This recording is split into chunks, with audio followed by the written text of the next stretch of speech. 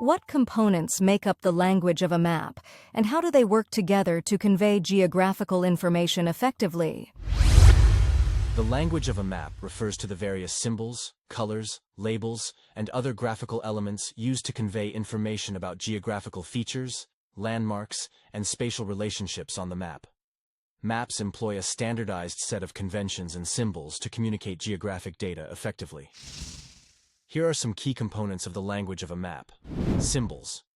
Maps use symbols to represent different features such as roads, rivers, buildings, and natural landmarks like mountains and forests. Each symbol has a specific meaning and helps viewers interpret the map accurately. Colors. Colors are used to differentiate between various features and to convey information about elevation, land use, vegetation, and other characteristics of the terrain. For example, blue may represent water bodies, green may represent forests or vegetation, and brown may represent elevation or relief. Labels. Labels are text annotations that provide information about specific locations, landmarks, or features on the map. They may include names of cities, rivers, mountains, streets, and other points of interest. Scale.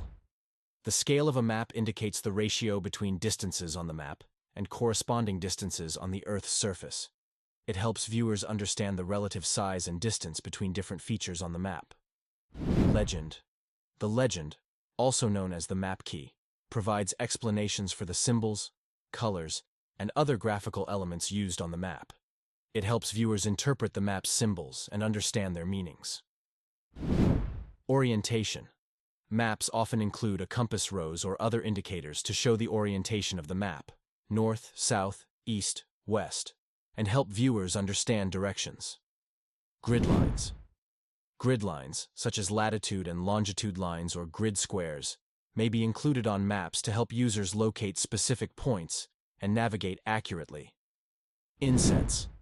Insets are smaller maps or sections included within a larger map to provide additional detail for specific areas of interest, such as urban centers or regions with complex geography.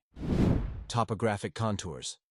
Topographic maps use contour lines to represent elevation changes and terrain features, such as hills, valleys, and slopes. Shading and hatching. Shading and hatching techniques may be used to depict relief, terrain features, and landforms on maps, providing a three-dimensional representation of the landscape. Overall, the language of a map serves to communicate geographic information visually and efficiently, enabling users to navigate, understand, and interpret spatial relationships and features of the Earth's surface.